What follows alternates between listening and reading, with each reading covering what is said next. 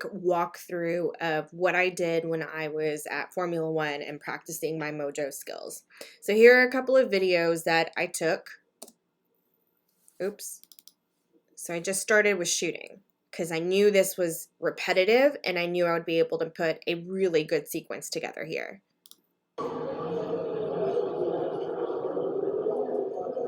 So I saw them doing this a couple of times and I thought, okay, I need to jump on this. So what they do is they push the car back with some whatever fake tires that they're not using in the race and push it into place so that the pit crew can practice their stop.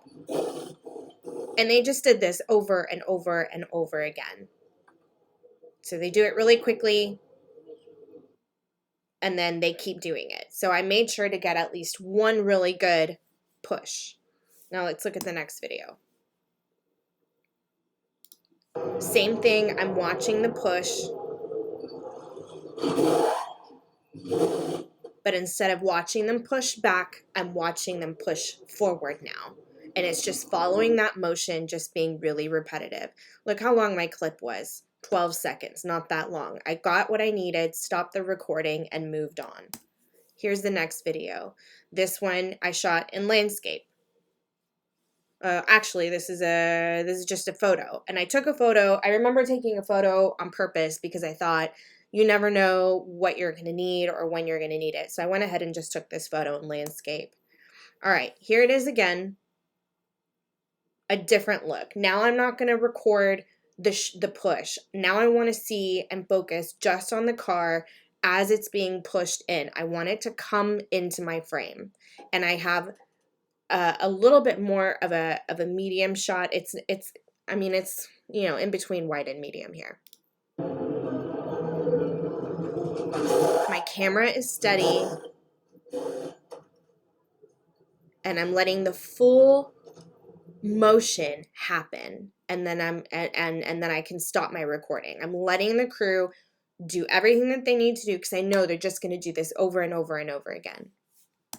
Here's the next video. Now I zoomed in. Now, I would advise that you zoom with your feet. I couldn't in this case. They don't let me close to they wouldn't let you any closer, and I was above the garage, so I really couldn't get any closer. But here's what I got with a close-up shot. I knew I needed to get the tires being put on and taken off because that's a big part of a pit stop.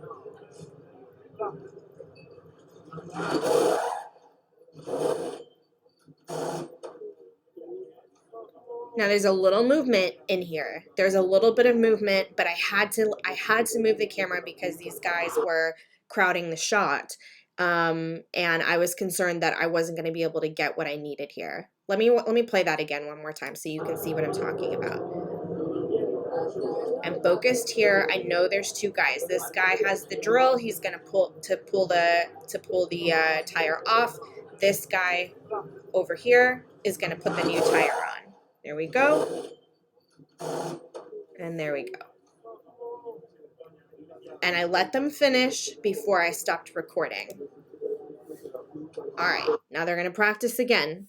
So let me look at the next shot. I know I want this same shot, but I want it maybe a little bit wider, and I think I focus on something else over here too. So let's just take a look.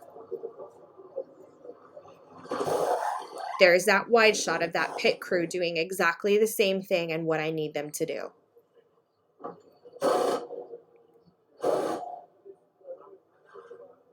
It looks like there was a little bit of trouble up here, but again, I'm focused on the motion of what's happening. I let them totally stop, and then I start again.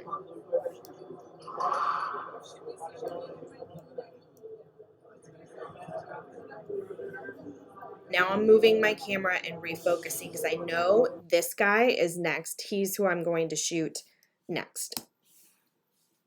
So here we go. Here's that video. This clip is a little bit longer because I was worried that they were going to stop practicing any minute, and so I just had to stop worrying about starting and stopping the recording and just shoot as much as I could because I was worried they were gonna wrap up.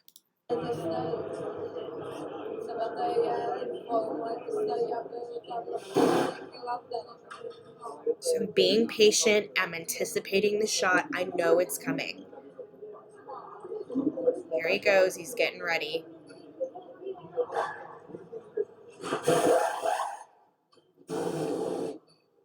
I zoomed in just in case because I didn't know if I was going to get that shot any other way.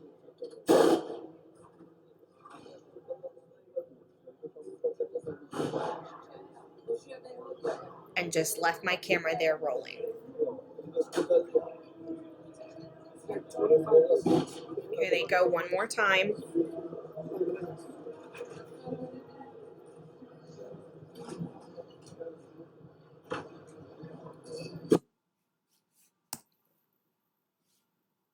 And here's where I'm going to get, I know it looks like I'm focusing on this guy, on these two guys here, but I'm not. My focus is actually going to be on the guy over here that's going to lift the back of the car. Watch.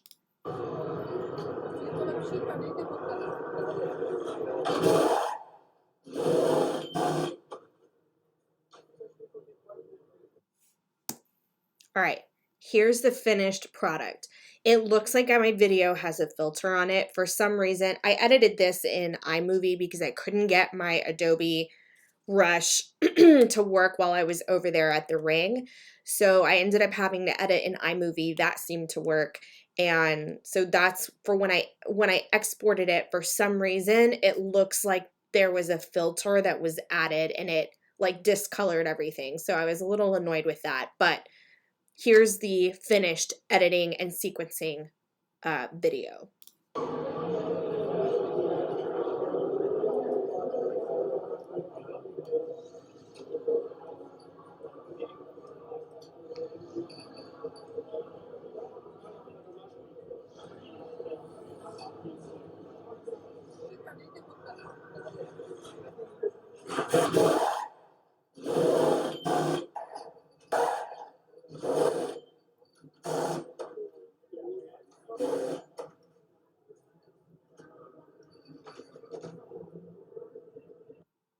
And that's it.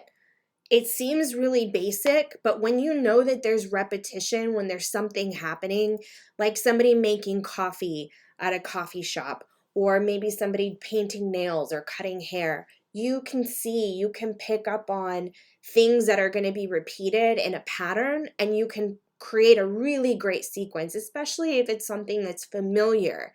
Even something that's familiar, you still want to see it happen and unfold, right? You still need those sequences. You need wide, medium, tight to make those sequences happen. That is what, it's the most basic thing, but that B-roll is money. That is what's going to help you cover up whatever track you want to add to your story.